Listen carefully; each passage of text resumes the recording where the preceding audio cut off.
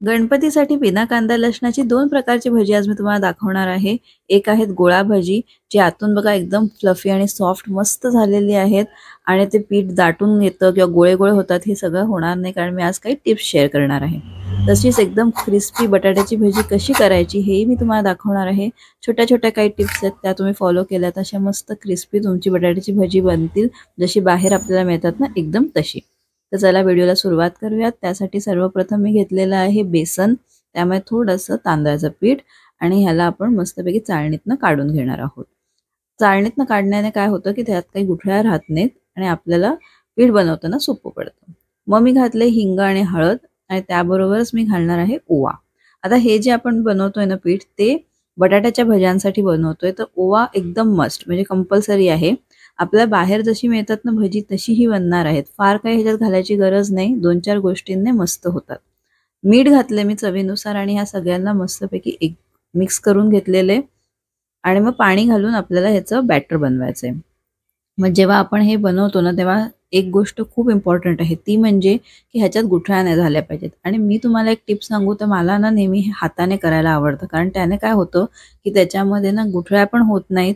एकदम बॅटर एकजीव होतो. म्हणजे हे बघा एकदम छान झालंय. आणि दुसरं म्हणजे आपण हाताने त्याला जेव्हा असं फेटतो ना, तेव्हा ते फ्लफी होतं. त्याच्यामध्ये एअर इन्कॉर्पोरेट होते. म्हणजेच आपण जेव्हा हवा त्याच्यात घालतो ना, तेव्हा बॅटर आपलं असतं ना, ते एकदम फ्लफी होतं. हे खूप इम्पॉर्टंट आहे. आता बघा बटाटे जे आहेत मी असे पातळ त्याचे काप करून त्याला पाण्यात भिजत ठेवले. 15 ते 20 मिनिटं असंच ठेवायचे.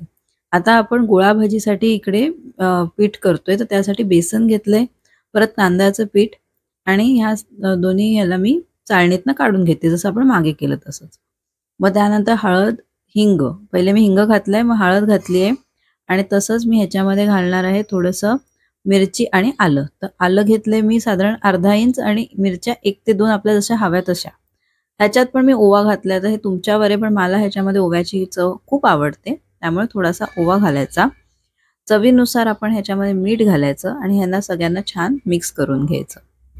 आता मिक्स केल्यानंतर आपल्याला ह्याच्यामध्ये घालायचं आहे पाणी आणि ह्याचं सुद्धा आपल्याला तसंच बॅटर तयार करायचं आहे.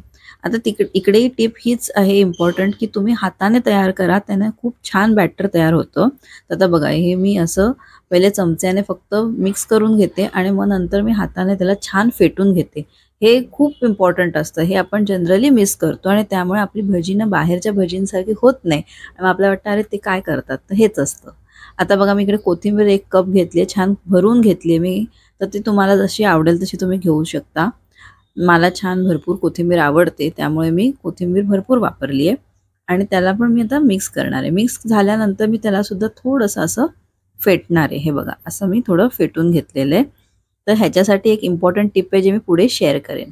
आता बटाटे ना मी पाणी सगळं बटाट्यांचं काढून घेतलंय आणि त्याला मी असं एका ह्याच्यावर म्हणजे टॉवेल म्हणा किंवा तुमचा किचन नॅपकिन असेल कशावरही तुम्ही काढून घ्या. म्हणजे फडक्यावर आपल्याला त्याला थोडक्यात काय करायचंय, की त्याला छान सुकवायचंय.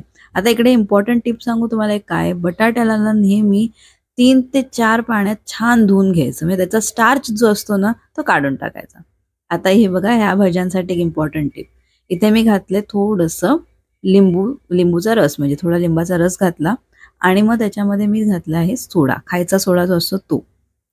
त्याने रिॲक्ट केलं आणि त्याच्यामुळे बघा आपलं पीठ जे आहे ना छान फ्लफी झालं. आता जेव्हा तुम्ही भजी कराल ना, ती आतून अशी दाटणार नाहीत किंवा ती भजी जी आहेत ना, ती अशी गोळा-गोळा होणार नाहीत. आतून तुमचं मस्त असं फ्लफी टेक्स्चर येईल भज्यांना. ही खूप इम्पॉर्टंट टिप आहे. गॅस लावलाय मी, त्याच्यावर तेल गरम करायला ठेवले. आता तेल गरम झालं का बघून घेऊयात. तर हे बघा छोटंसं टाकून बघितलं, तेल गरम झालंय. आता बाकीची आपण भजी जशी आपण मूग भजी वगैरे घालतो ना, तशीच आपल्याला ही भजीसुद्धा घालायची. जशी आपण मेथीची गोळा भजी करतो किंवा मूग भजी करतो तशीच. आता पहिले काय करायचं, 2 मिनिटं ना बिलकुल त्याला हलवायचं नाही. नंतर असं हळू-हळू थोडंसं त्याच्यावर तेल उडवत त्याला आपल्याला असं हे करायचं, म्हणजे सगळ्या बाजूने झाली पाहिजेत म्हणून थोडं उलटायचं. अगदी गोळा भजीत कधी-कधी उलटायला थोडासा त्रास होतो, पण आपण त्याला असं झाऱ्याच्या मदतीने थोडं उलटायचं आणि दोन्ही बाजूने त्याला छान करायचं. आता इम्पॉर्टंट एक अजून टिप.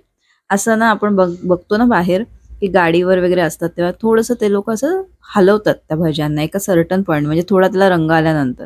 म्हणजे काय होतं, की ते सगळीकडनं छान एकदम मस्त क्रिस्पी होतात आणि गोल्डन ब्राउन होतात. म्हणून नंतर थोडंसं त्याला सतत हलवायचं आणि मग त्याला आपण छानपैकी तळून घ्यायचं. मी मीडियम फ्लेमवरच सगळी भजी तळून घेतलेली आहेत.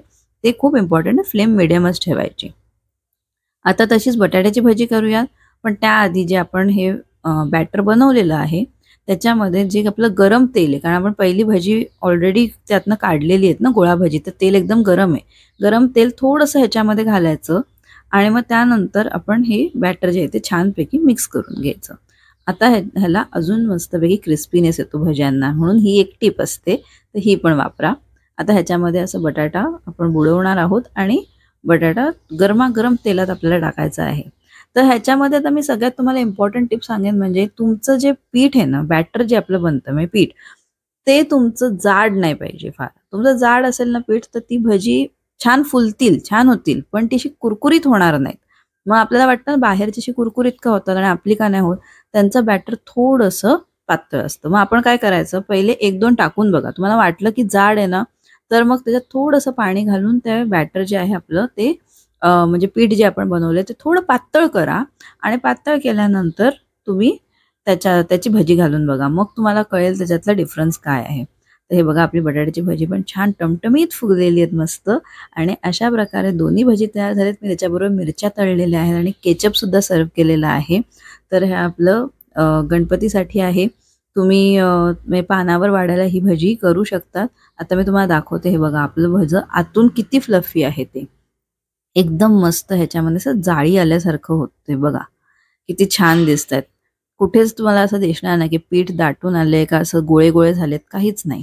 आणि तसंच मी तुम्हाला दाखवेन बटाट्याचं पण भजं आहे ना बघा. ह्याचा आवाज तुम्ही ऐका. क्रिस्पीनेस ऐकलात तुम्ही?